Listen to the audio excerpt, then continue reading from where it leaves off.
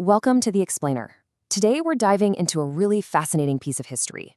We're going to see how a prestigious medical degree, a real symbol of elite status, was totally transformed by decades of war and eventually became this powerful testament to national sacrifice. So yeah, how does a medical degree go to war? It's a pretty wild question, right? Well, to get to the bottom of it, we've got to rewind way back to the start of the 20th century.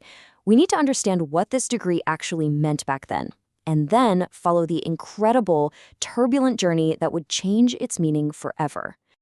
All right, Section 1, a colonial symbol. Now, you might think a story about war starts on a battlefield, but nope. Our story actually begins inside a quiet lecture hall. Because to really get a feel for the sacrifice that's coming, we have to first understand what this degree represented when French colonial power in Indochina was at its absolute peak. And we're not talking about just any degree here. The Indochina Medical School, which was founded back in 1902, started out just training medical assistants, but then, from 1935 on, things got serious. It started awarding the full Docteur en Médecine, and this was the real deal. A super rigorous 7-year qualification modeled exactly on French standards. We're talking a tough thesis defense and, this is key, it was recognized internationally. So imagine you're a Vietnamese student back then. Getting this degree, wow, it was the absolute pinnacle of achievement. It basically secured your spot in the intellectual elite. It was like a passport to prestige, to respect, and yeah, to a pretty comfortable life. Okay, on to Section 2, Forged in War. Because, as you can probably guess, the world was about to change, and change dramatically. And this shiny symbol of personal status, it was about to be called up for a new, much harsher purpose on the national stage. So after World War II, the war for independence against France just explodes, and a call goes out from leaders like Ho Chi Minh. It was this direct, powerful appeal to the nation's brightest minds, basically saying, hey, leave your comfortable clinics, leave your prestigious jobs, your country needs you. And you know what? A lot of patriots answered that call. We're talking prominent physicians, people like Dr. Nguyen Van Hung and Dr. HoangTic Mung. They literally traded their clean white coats for the mud and the immense hardship of the jungle, all to put their skills to use for the resistance. As you can imagine, this just completely upended the entire medical system.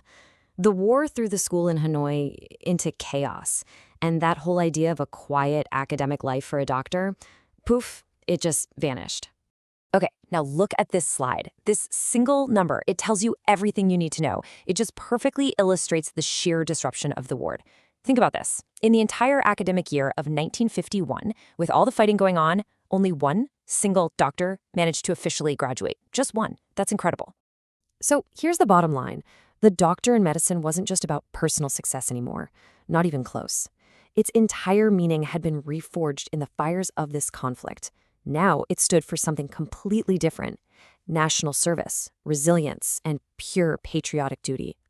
All right, let's move on. Section 3, a nation's two paths. So after the French are defeated in 1954, the Geneva Accords split the country right down the 17th parallel. And this political division, it meant the fate of this one medical degree also split right in two, heading down completely different paths in the north and the south. And this comparison here just illustrates that divide so perfectly.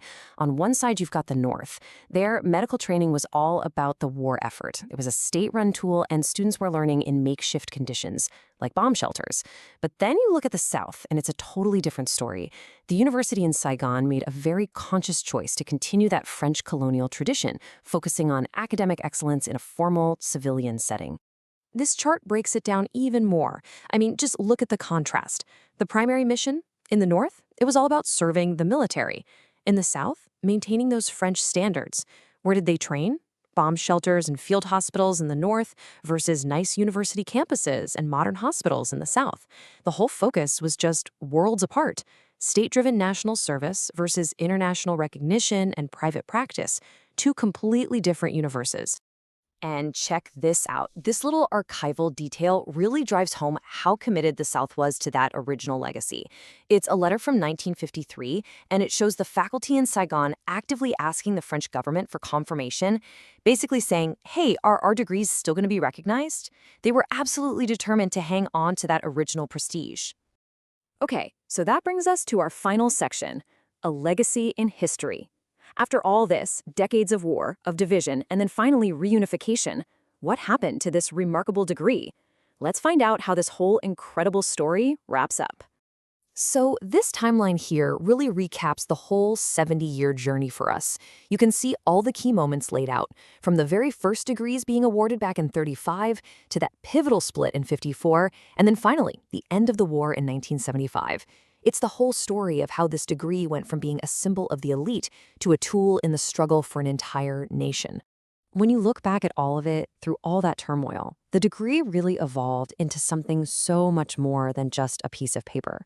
It became this powerful symbol, a testament to the dedication, the humanity, and the incredible resilience of Vietnamese doctors, no matter how bad things got.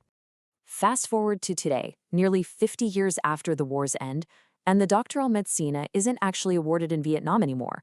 It's now a part of history. The country's medical education system has, of course, modernized and moved on. Now they have advanced degrees like the Master of Medicine and the PhD. And that really leaves us with a final thought to chew on. What happens when a symbol of a nation's struggle just becomes a distant memory? The Docteur en Médecine now sits quietly in the past. It's a historical artifact, sure, but it's also this nostalgic reminder of an entire generation's profound and deeply personal sacrifice.